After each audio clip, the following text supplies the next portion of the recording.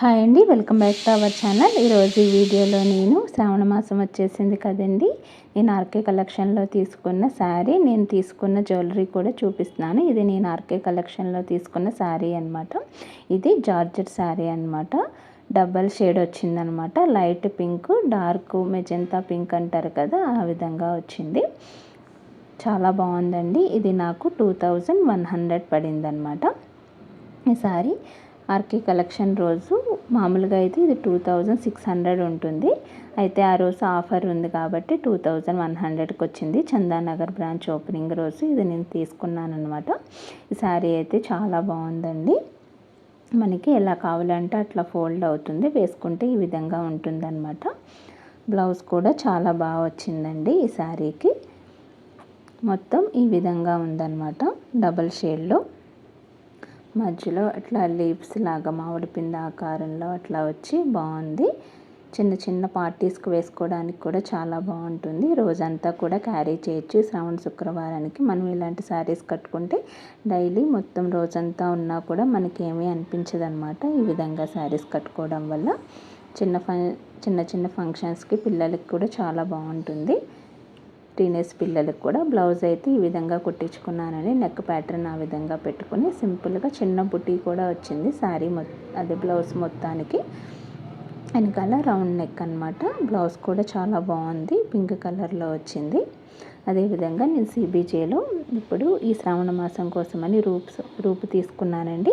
ఇది ఇప్పుడు బాగా ట్రెండ్ అవుతున్న రూప్ అనమాట. ఇట్లా సింగిల్ పేట్లోకైనా డబుల్ పేట్లోకైనా చైన్స్లోకైనా వేసుకోవడానికి ఇది చాలా బాగుంటుంది ఈ రూపు.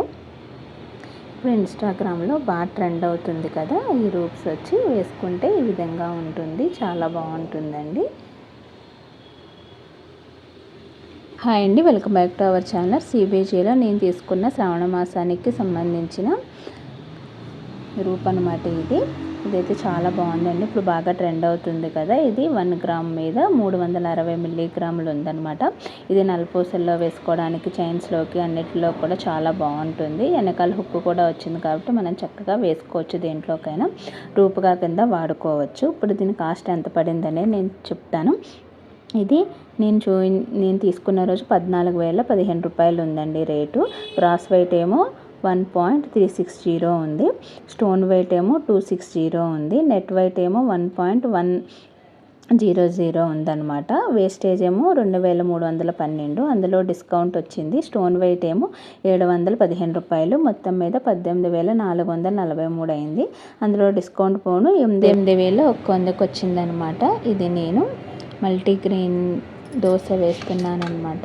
ఈ విధంగా పప్పుని నానబెట్టేసుకుని నేనైతే పట్టుపప్పు తీసుకున్నానని ఇందులోకి రాగులు, బియ్యం ఏదో ఒక నీళ్ళకి వేసుకుని ఈ విధంగా దోశలు అనేది రెడీ చేసుకుంటే వెయిట్ లాస్కి హెల్త్కి కూడా చాలా మంచిది. మన రాగులను ఏదే విధంగా తీసుకోమంటున్నారు కదా, ఈ విధంగా కడిగేసుకొని గ్రైండర్లో వేసేసుకుని మెత్తగా రుబ్బుకున్నాక నెక్స్ట్ రోజుకి బ్యాటర్ అనేది ఈ విధంగా ఉంటుందండి. చక్కగా పొంగి చాలా బాగా వస్తుంది. ఇది మనం దోశలైనా వేసుకోవచ్చు, లేకపోతే ఇడ్లీకి కూడా చాలా బాగుంటుంది. ఇందులోకి కొంచెం రవ్వ కలుపుకుంటే ఇడ్లీకి కూడా చాలా బాగుంటుంది.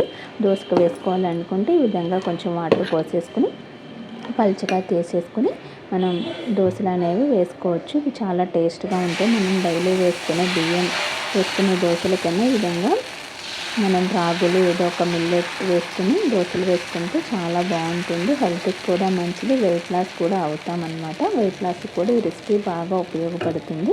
తప్పకుండా అందరూ ట్రై చేయండి.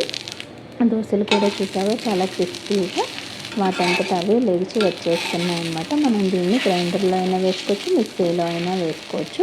పిల్లలు కూడా ఈ దోశ చాలా ఇష్టంగా తింటారు. తప్పకుండా ట్రై చేయండి.